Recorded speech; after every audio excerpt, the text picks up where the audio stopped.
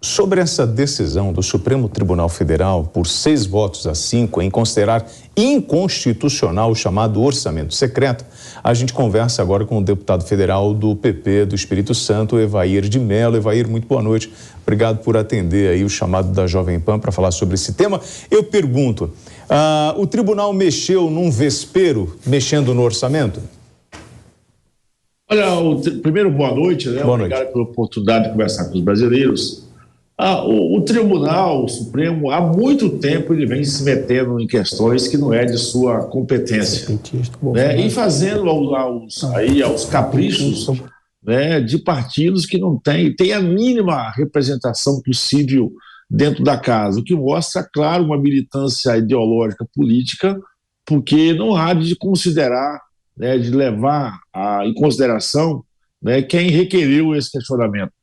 Naturalmente, o Supremo também, como eu já disse em outras oportunidades, ele não pode cobrar transparência, porque tudo que nós não temos lá são transparências. E mesmo um tema como esse, né, vamos falar em época de Copa do Mundo, 6 a 5 não significa nada de outro mundo, significa que o próprio tribunal tem suas dúvidas quanto à questão desse tema. Eu sei que aritmeticamente, né, está desempatado, vamos dizer assim, né, o voto do 6 a 5, mas você percebe que não tem unidade no entendimento dessa questão.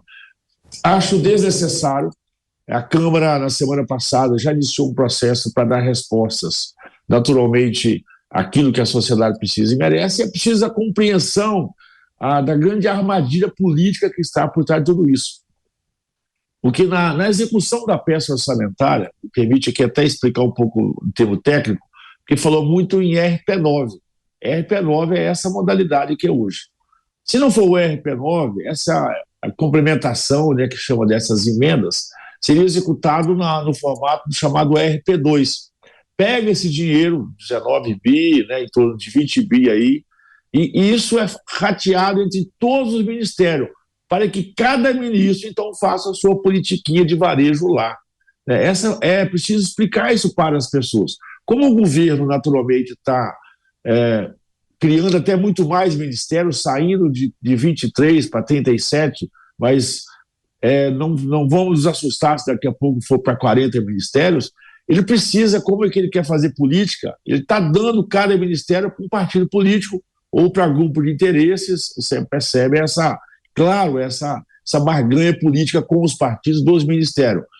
Ministro quer ir para lá com tinta na caneta. Então, o governo quer tirar o dinheiro daqui, da forma como que é executado hoje, para dividir o partido A, o partido B que vai para o ministério, e vai ter lá seus 500 milhões, 600 milhões, 1 bi, para fazer a sua politiquinha de varejo. De forma que o partido que pegar o ministério A vai ter 1 bi. E esse 1 bi vai ser dividido entre os deputados do partido dele. O partido B vai pegar o Ministério B, vai ter lá 1 bilhão, ele vai distribuir isso. Isso era prática, como era executado nos governos, imagino, nos governos Lula, eu não estava aqui, mas no governo Dilma e no governo Temer, ou seja, um governo claro de cooptação a partir das suas ilhas que ele monta, da distribuição dessa peça orçamentária. Então, ele trabalha para isso, ele quer acabar com o RP9, porque, na verdade, ele quer chamar do RP2. Isso é um termo técnico, para que cada ministério, então, faça a execução do seu recurso. Nós, na semana passada, já votamos isso, já foi dado todo esse entendimento, e, é claro, essa modalidade com que é executado o RP9 hoje, isso dá autonomia e liberdade ao parlamento. Os deputados não ficam mais submetidos às vontades dos executivos. Ele tem esse seu recurso, esse recurso que ele segue todo o fluxo da execução, ele é encaminhado à Segov do governo, que dá esse aval, que vai para os ministérios, lá ele é empenhado, lá ele é contratado, lá ele é pago, não tem execução secreta. Como que essa execução é secreta se ela é ferramenta, através das ferramentas públicas? Então tem muita falácia, tem muita mentira, tem muita má intenção. Então, Evair, vamos lá. Tem muitas coisas de bastidores por trás de tudo isso. Vamos lá, me diz uma coisa. O orçamento secreto, ele serve para você comprar o voto de um deputado? Ele tem algum tipo de de capital político nesse sentido. Isso acontece em Brasília, porque muito se fala, olha, o orçamento secreto serve para você ir comprando a opinião das pessoas. Isso é fato? Na verdade, esse é um preconceito que se tem contra as emendas parlamentares, né? Quando esse dinheiro estiver na mão do ministro, né, o ministro, vamos dar, hipoteticamente, o ministro da infraestrutura, né? Quando uma votação importante, o ministro vai chamar os deputados. Assim era feito no governo Dilma e no governo Temer. Eu estava aqui, né, na época do impeachment, por exemplo, nós éramos convidados, eu nunca fui, até porque eu nunca fui base de Dilma, nunca fui base de Temer. Mas os deputados da base, nas vésperas das votações importantes, né, eles iam os ministros, o ministro mandou chamar para ir no ministério. Lá era compra de voto. Deputado, eu preciso que você dê um voto favorável nesse projeto A, no projeto B, eu vou liberar aqui um recurso lá para o seu município, para uma ponte, para infraestrutura, para uma escola. Ou seja, assim que era executado. Antes nós votávamos, por exemplo, o orçamento impositivo, as emendas impositivas, o deputado tinha que ir lá ficar de joelhos, batendo o pinizinho na porta do ministério, porque deputado que fosse da oposição passava sede, passava fome, ou seja, não conseguia levar nenhum recurso para sua base. É essa prática que eles querem voltar. Essa execução que é feita hoje dentro da Câmara dá muito mais liberdade ao parlamento, porque unifica as bases, unifica os partidos, existe essa execução orçamentária. Então, o orçamento impositivo tirou dos ministros a capacidade de persuadir os deputados. O que esse governo agora, o governo do Barrabás, do Lula que está chegando aí, ele quer fazer? Ele quer devolver esse dinheiro aos ministérios para aí sim o deputado, antes da votação, antes do requerimento, é assim que acontece. O deputado apresenta um requerimento de convocação, aí chama o deputado lá no ministério, não, deputado, retira a convocação de A ou de B, nós vamos te ajudar aqui com a emenda A ou a emenda B. Essa era a prática, aí hoje eles alegam, como o parlamento está mais independente, o parlamento tem mais autonomia, os partidos têm mais importância, né, os líderes partidários têm muito mais importância, então estão criando um fantasma nesse modelo de execução, na verdade, porque querem voltar à prática do passado, que aí sim é para que os deputados fiquem nos ministérios, de porta em porta, de joelhos com pilhas na mão, quase que implorando para poder sair a um recursinho lá para o seu município, para o seu estado, para poder levar esse recurso para as suas bases. Então, eles não querem a execução de um modelo atual que é hoje, porque o executivo não tem como persuadir os deputados, e querem voltar no modelo passado, que é esse modelo de cooptação, que os governos Dilma, por exemplo, se especializou nisso e mesmo assim não conseguiu segurar o impeachment, que foi um custo muito alto no Brasil naquela época. Eu estava aqui, presenciei e fui tentado a cair nessa tentação, mas Deus me protegeu.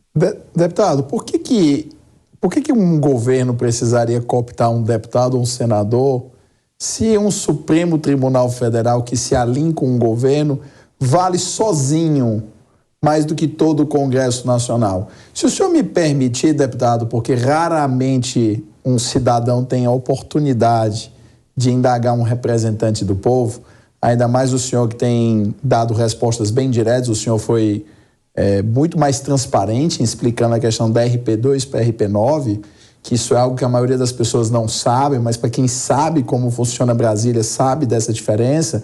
Então, muito alvissareiro o senhor explicar isso para a população aqui. Eu pergunto uma coisa para o senhor, por que o Congresso Nacional, particularmente o Senado, é tão covarde, tão pequeno, tão tacanho diante do Supremo Tribunal Federal? Porque o poder, deputado, ele não aceita o vácuo. Se o Congresso Nacional não exerce o seu poder, o Supremo cresce em cima. Se todos nós sabemos que o maior problema, a maior crise institucional do Brasil se chama STF por conta da invasão das competências do Legislativo e do Executivo, estou falando porque eles sejam bons ou maus, porque eu concordo ou discordo com as decisões, mas porque eles não respeitam a separação de poderes. Por que o Congresso Nacional é covarde, deputado, e não toma as providências necessárias para que o Supremo Tribunal Federal se mantenha unicamente no seu papel? E mais ainda, aproveitando, deputado, porque o senhor deu explicações completas, por que não se propõe uma proposta de emenda constitucional com uma base forte? O senhor é do PP, o PP e o PL juntos têm número suficiente para fazer uma pressão junto com o Novo, parte do Podemos e outros partidos, para que o Supremo Tribunal Federal se torne efetivamente, unicamente uma corte constitucional, nos moldes de cortes norte-americanas, da corte norte-americana, da corte alemã, porque hoje o Supremo Tribunal Federal é a instância recursal última e eles decidem se houve ou não qualquer caso e decidem com repercussão geral e mandam em absolutamente tudo. Então, deputado, em que momento nós, cidadãos que elegemos vocês, vamos passar a ver que o Congresso deixou de ser covarde e passou a ser altivo? Olha, a sua introdução, né, vou chamar assim, ela foi perfeita. Eu, particularmente, tenho muita esperança que a nova legislatura, os deputados e senadores que vão assumir a nova legislaturas, terão essa postura e terão essa coragem que você o chama. A Câmara está exercendo o seu papel, né? Mas é preciso saber que vou chamar a palavra dura, esse enquadramento, alguém precisa enquadrar o Supremo, né? O Supremo está achando que eles acham que são Deus, agora estão tendo certeza que são Deus. O Senado precisa de exercer o seu poder de enquadramento ao Supremo. Isso compete ao Senado.